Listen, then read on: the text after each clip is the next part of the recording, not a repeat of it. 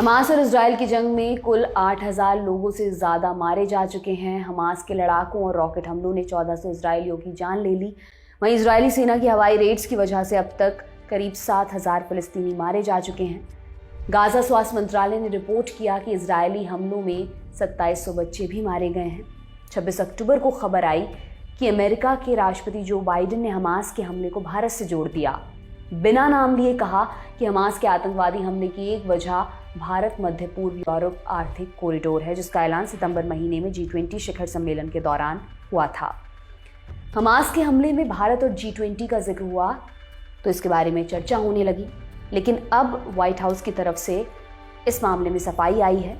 कह रहे हैं कि बाइडेन के बयान को गलत तरीके से लिया जा रहा है। बाइडेन ने दौरे पर आए ऑस्ट्रेलिया के प्रधानमंत्री एंथनी अल्बनीज़ के साथ एक जॉइंट प्रेस कॉन्फ्रेंस में पत्रकारों से बात की। कहा कि उनकी ये थ्योरी उनके अंदाजे पर आधारित है, उनके पास कोई सबूत नहीं है। उन्होंने कहा, हमास के हमले और हमले की टाइमिंग को देखते हुए मैं आश्वस्त हूँ कि इसका एक कारण ये था कि हम इजराइल के एकीकरण और पूरे क्षेत्र के विकास की दिशा में आगे बढ़ रहे थे। मेरे पास इसका कोई सबूत नहीं है, ये बस मेरा अनुमान है। बाइडेन ने आर्थिक गलियारे का नाम नहीं लिया, मगर क्षेत्रीय एकीकरण पर हालिया सबसे बड़ा फैसला IME कॉरिडोर ही है और एक हफ्ते से भी कम समय में ये दूसरी बार है जब बाइडेन ने हमास के हमले का संभावित कारण क्षेत्रीय विकास को बताया है। नए आर्थिक गलियारे को कई लोग चीन की बेल्ट एंड रोड पहल के बरक्स देखते हैं। अमेरिका, भारत, सऊदी अरब, संयुक्त अरब अमीरात, फ्रांस, जर्मनी, इटली और यूरोपीय संघ के नेताओं ने सितंबर में G20 शिखर सम्मेलन में इसकी घोषणा की थी। इसका पूर्वी हिस्सा भारत को खाड़ी क्षेत्र से जोड़ता है और उत्तरी हिस्सा खाड़ी क्षेत्र को यूरोप से।